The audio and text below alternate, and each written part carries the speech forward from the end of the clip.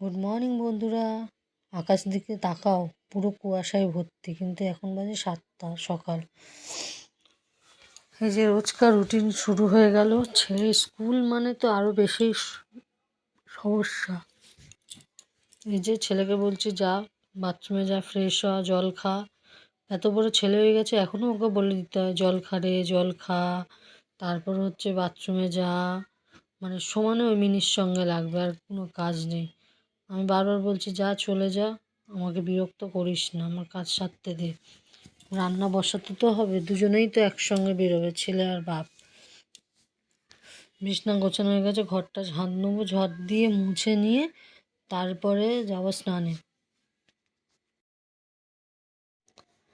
স্নান করতে। স্নান টান হয়ে গেলে রান্না চাপাবো। আজকের হবে এঁচোড় চিংড়ি। কে কে ভালোবাসে এঁচোড় চিংড়ি কমেন্ট করে ঝটপট জানাবে, ঠিক আছে?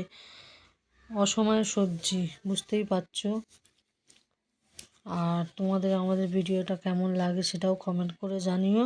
আর এঁচোড় চিংড়ি রান্নার রেসিপিটা আমি পরের ব্লগে দেবো, ঠিক আছে? কেন অনেক বড় হয়ে যাবে। ভাত আর এঁচোড় সেদ্ধ বসিয়ে দিয়েছি, তারপরে এঁচোড়ের তরকারিটা করব। ডাল হয়ে গেছে। টাটা।